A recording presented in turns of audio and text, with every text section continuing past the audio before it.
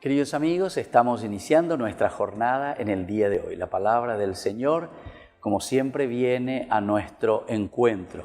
Leemos del libro de los Hechos de los Apóstoles, capítulo 5, 34 al 42.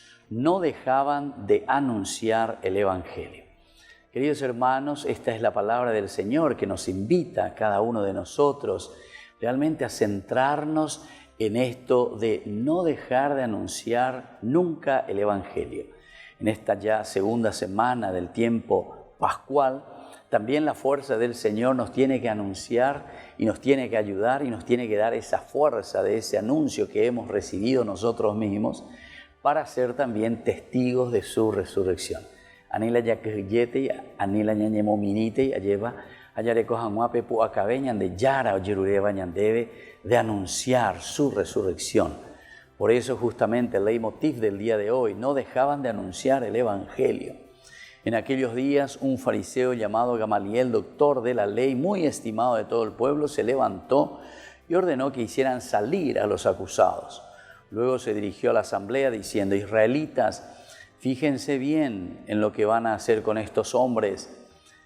Les aconsejo que no se metan con estos hombres, sino que los dejen en paz, porque si esta idea o obra que ellos intentan hacer fuera cosa de los hombres, fracasará, pero si es cosa de Dios, no podrán destruirlos y están luchando contra Dios mismo.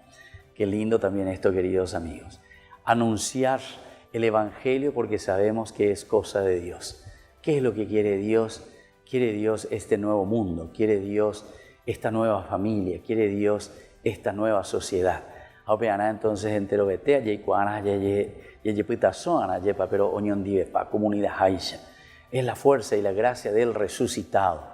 Y Gamaliel es el único que intuye, ¿verdad? Se da cuenta. Si ustedes están luchando contra esto y si es cosa de Dios, quiere decir que ustedes están luchando contra Dios.